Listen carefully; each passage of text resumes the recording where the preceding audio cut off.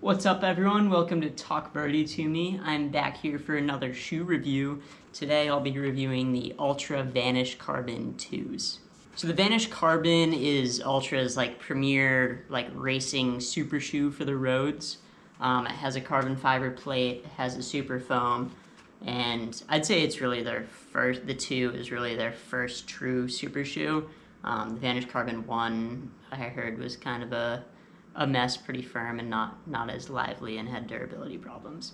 But I believe that the Vanish Carbon 2 is an honest super shoe that can compete with the other options out there, with a couple of major flaws. So I got this shoe because I was looking for a more stable, more comfortable carbon-plated racing shoe, either for longer marathons or flat, more buffed out 50K type racing shoe that's more stable, with the zero drop that this shoe has in the wider toe box and wider base.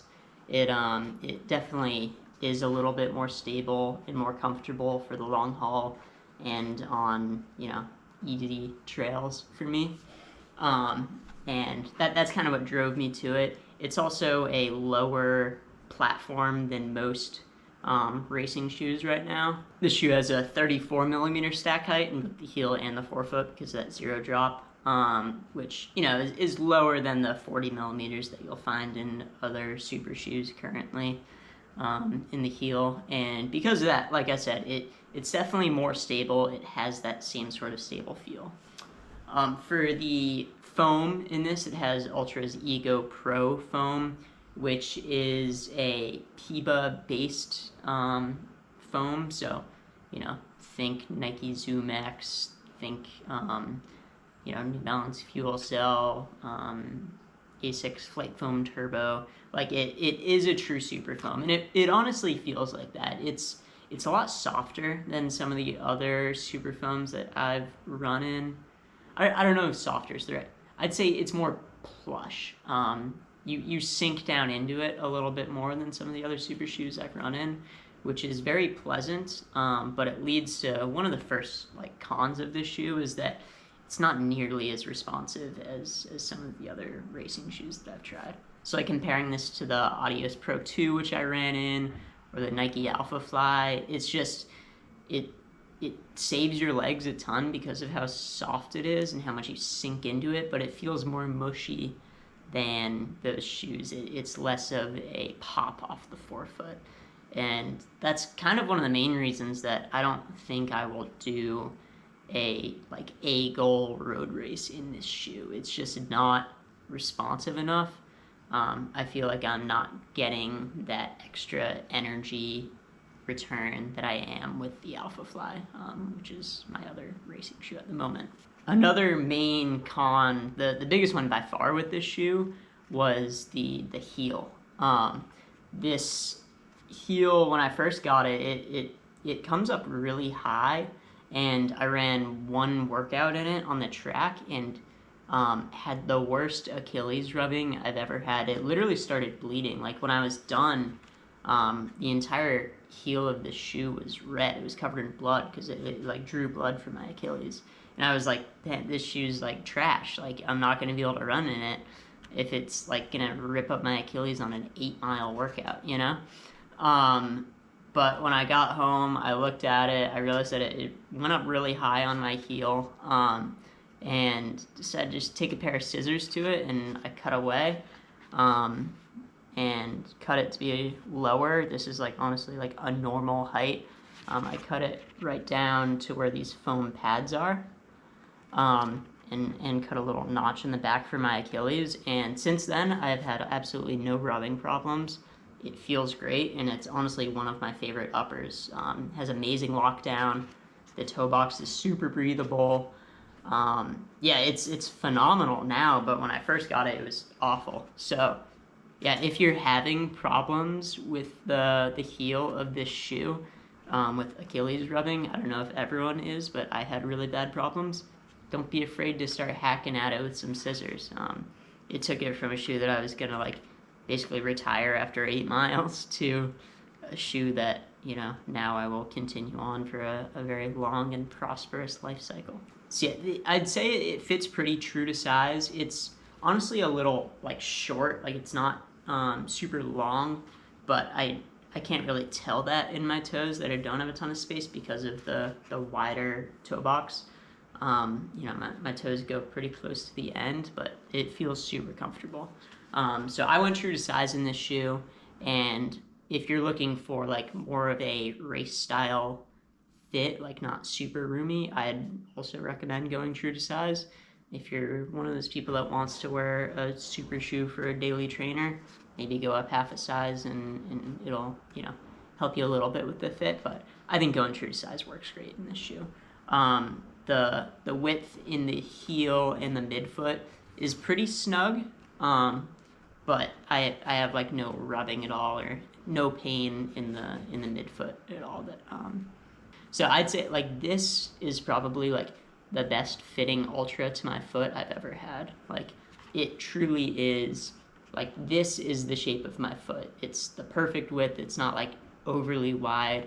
It's not super ugly. Yeah, I think it looks pretty good and it fits great. Yeah, and the upper is really simple. It has like a super breathable mesh down here. You can literally see through it. A nice simple toe bumper, and then you know, once we get closer to the heel, it's a more solid, like synthetic almost, which, you know, allows for a really good lockdown. And the tongue is thin, but it's definitely gusseted and has like a, I don't know, it's a very comfortable feel. I don't quite know how to describe it, other than just like a mesh sort of material. Now, one of the other draws that I had to the shoe is the outsole. Compared to a lot of other super shoes, it actually has like grip on it. And I think it has a decent amount of rubber coverage without being too much where it's going to be super heavy. This shoe's really lightweight. I think for a weight in a men's size 9 is like 7.5 ounces. So, you know, right up there competing with most other super shoes. Lighter than the Alpha Fly 1, which I run in. And, you know, it feels very lightweight on the foot. And yeah, overall, like this shoe, like I said, it's not going to be one of those top tier racing shoes. It's not going to compete with the Metaspeed Sky Paris with the Adios Pro 3 or 4, or like the Alpha Fly 3. Like it's not as bouncy, it's not as snappy or responsive, but I think that it is probably, once you get the heel figured out, the most comfortable super shoe out there.